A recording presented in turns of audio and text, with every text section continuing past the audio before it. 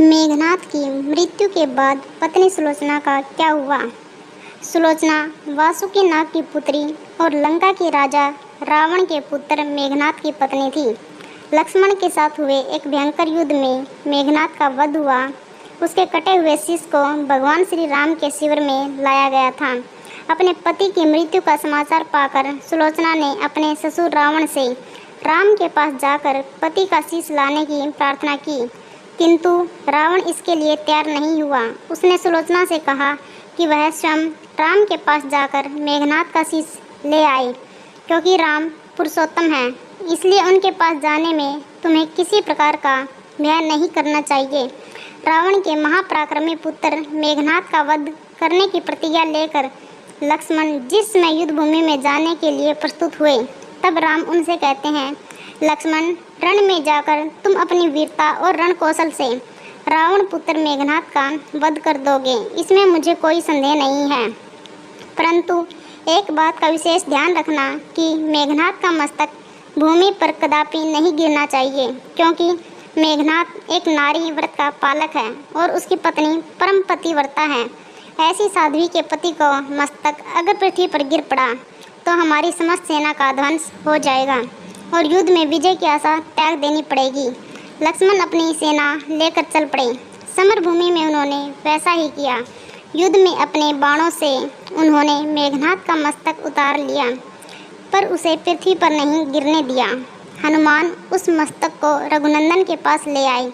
मेघनाथ की दाहिनी भुजा आकाश में उड़ती हुई उसकी पत्नी सुलोचना के पास जाकर गिरी। सुलोचना चकित हो गई। दूसरे ही क्षण अत्यंत दुख से कातर होकर विलाप करने लगी, पर उसने भुजा को स्पर्श नहीं किया।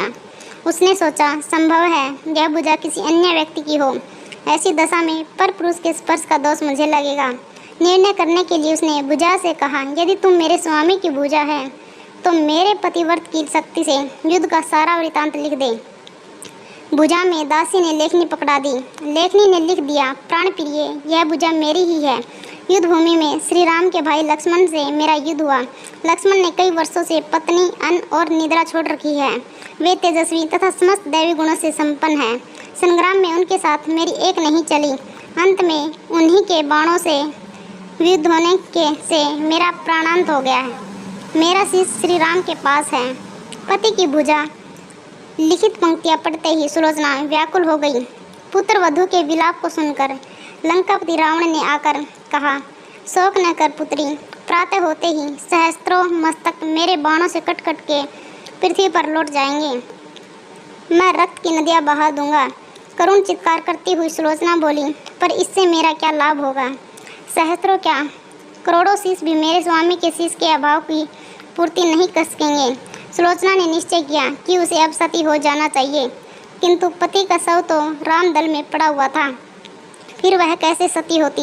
जब अपने ससुर रावण से उसने अपना अभिप्राय कहकर अपने पति का शव मंगवाने के लिए कहा, तब रावण ने उत्तर दिया, देवी, तुम स्वयं ही रामदल में जाकर अपने पति का शव प्राप्त करो।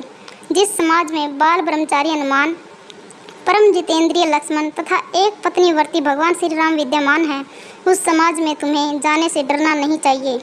मुझे विश्वास है कि इन स्तुत्य महापुरुषों के द्वारा तुम निराश नहीं लौटाई जाओगी। सुलोचना के आने का समाचार सुनते ही श्री राम खड़े हो गए और स्वयं चलकर सुलोचना के पास गए और बोले, देवी, तुम्हारे पति विश्व के अंत्यतम योद्धा और पराक्रमी थे। उनमें बहुत से सद्गुण थे, किंतु विधि की लेखी को कौन बदल सकता है। आज तुम्हें इस तरह देखकर मेरे मन में पीड़ा हो रही है।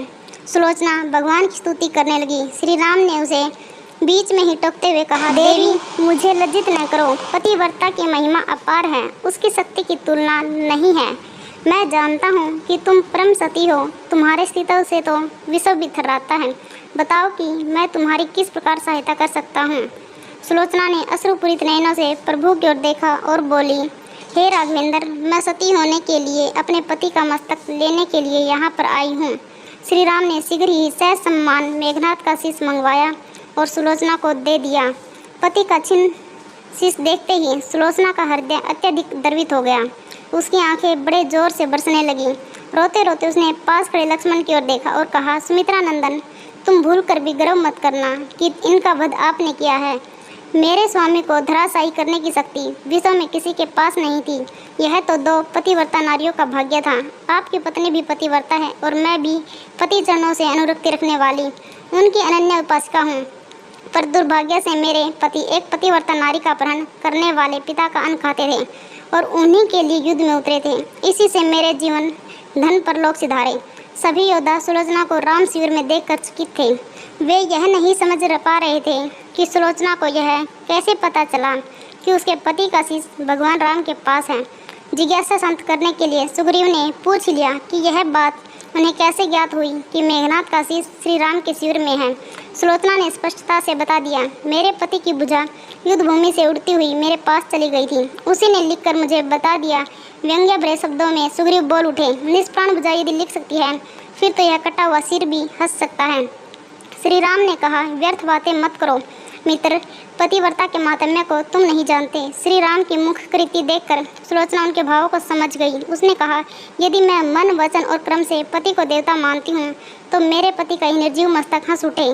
सुलोचना की बात पूरी भी नहीं हुई थी कि कटा हुआ मस्तक जोरों से हंसने लगा।